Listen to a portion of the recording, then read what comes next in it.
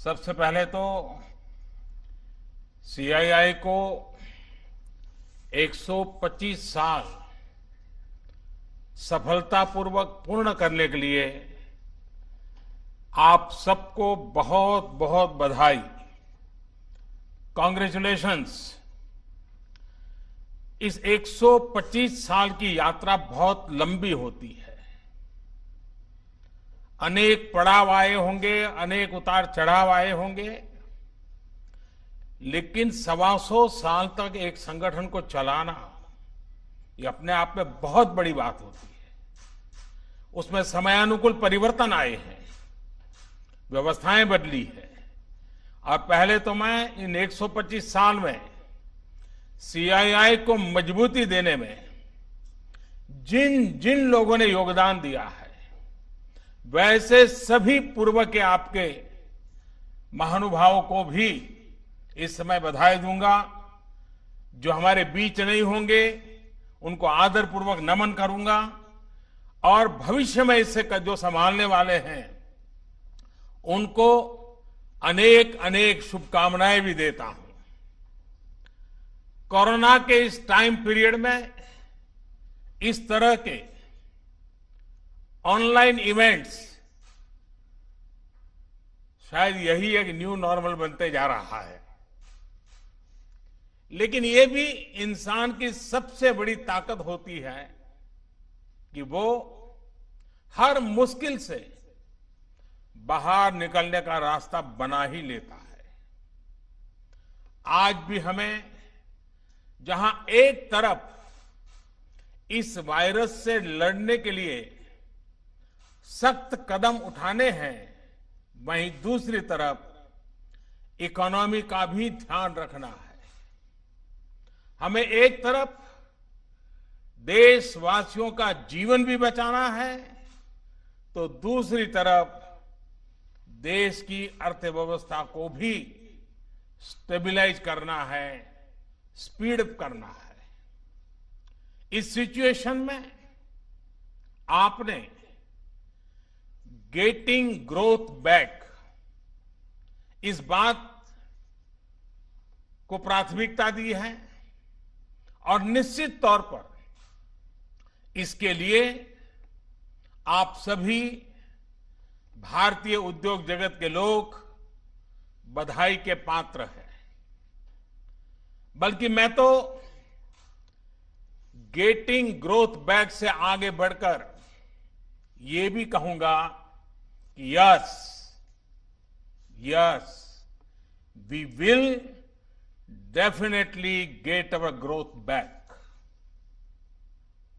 आप लोगों में से कुछ लोग सोच सकते हैं कि संकट की इस घड़ी में मैं इतने कॉन्फिडेंस से ये कैसे बोल सकता हूं। मेरे इस कॉन्फिडेंस के कई कारण हैं। मुझे भारत की कैपेबिलिटीज और क्राइसिस मैनेजमेंट पर बहुत भरोसा है। मुझे भारत के टैलेंट और टेक्नोलॉजी पर भरोसा है। मुझे भारत के इनोवेशन और इंटेलेक्ट पर भरोसा है। मुझे भारत के फार्मर्स, एसएमईज, एंटरप्रेन्योर्स पर भरोसा है, और मुझे भरोसा है इंडस्ट्री के लीडर्स पर, आप सभी पर।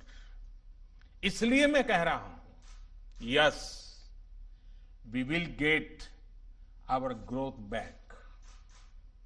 India will get its growth back.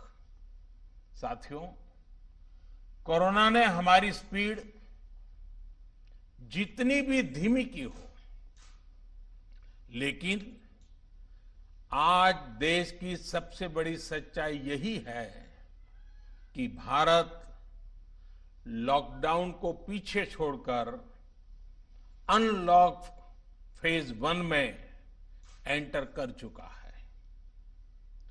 Unlock phase 1 में इकोनॉमी का बहुत बड़ा हिस्सा खुल चुका है। काफी हिस्सा अभी 8 जून के बाद और खुलने जा रहा है। यानी गेटिंग ग्रोथ बैक की शुरुआत तो एक प्रकार से हो चुकी है। आज ये सब हम इसलिए कर पा रहे हैं क्योंकि जब दुनिया में कोरोना वायरस पैर फैला रहा था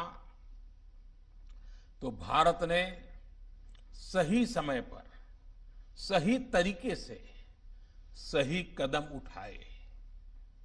दुनिया के तमाम देशों से तुलना करें तो आज हमें पता चलता है कि भारत में लॉकडाउन का कितना व्यापक प्रभाव रहा है।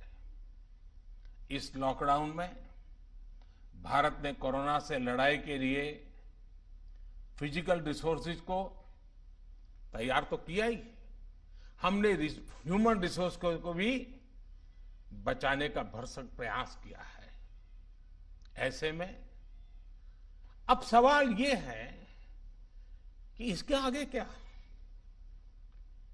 इंडस्ट्री लीडर्स के नाते आपके मन में ये सवाल जरूर होगा कि अब सरकार क्या करने जा रही है। आत्मनिर्भर भारत अभियान के बारे में भी मुझे पक्का विश्वास है कि आपके मन में भी मंथन चलता होगा, कुछ सवाल भी होंगे और ये बहुत स्वाभाविक है, ऑब्वियस है। साथियों, कोरोना के खिलाफ इकोनॉमी को फिर से मजबूत करना ये हमारी हाईएस्ट प्रायोरिटीज में से एक प्रमुख प्रायोरिटी है।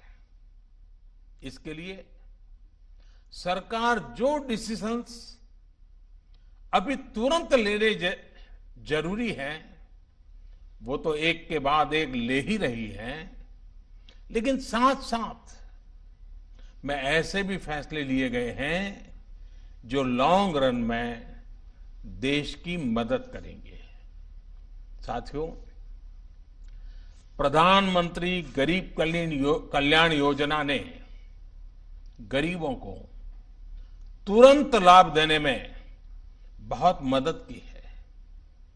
इस योजना के तहत करीब 74 करोड़ बेनिफिशियरीज उनके घर तक राशन पहुंचाया जा चुका है। प्रवासी श्रमिकों के लिए भी फ्री राशन पहुंचाया जा रहा है। इसके अलावा अभी तक गरीब परिवारों को 53,000 करोड़ रुपीस यानी 53,000 करोड़ रुपए से ज्यादा की फाइनेंशियल असिस्टेंस दी जा चुकी है। महिलाएं हो, दिव्यांग हो, बुजुर्ग हो, श्रमिक हो, हर किसी को इससे लाभ मिला है। लॉकडाउन के दौरान सरकार ने गरीबों को 8 करोड़ से ज्यादा गैस सिलेंडर उनके घर तक मुफ्त में पहुंचा दिया है। इतना ही नहीं, प्राइवेट सेक्टर्स के करीब 50 लाख एम्प्लॉइज के खाते में 24% ईपीएफ कंट्रीब्यूशन भी सरकार ने किया है। इनके खाते में करीब 800 करोड़ रुपए जमा कराए गए हैं। साथियों, भारत को फिर से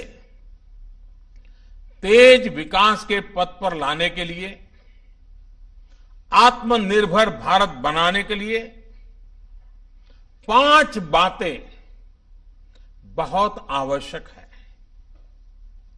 इंटेंट, इंक्लूजन, इन्वेस्टमेंट, इंफ्रास्ट्रक्चर और इनोवेशन। हाल में जो बोल्ड फैसले लिए गए हैं उसमें भी आपको इन सभी की झलक मिल जाएगी। इन फैसलों के साथ हमने तमाम सेक्टर्स को फ्यूचर रेडी किया है। इसी वजह से आज भारत एक नए ग्रोथ ओरिएंटेड फ्यूचर की दिशा में बड़ी उड़ान के लिए तैयार है। साथियों, हमारे लिए रिफॉर्म्स ये कोई रैंडम या स्कैटर्ड डिसीजन नहीं रहे हैं। हमारे लिए reforms systematic, plan, integrated, interconnected और फ्यूचरिस्टिक प्रोसेस है।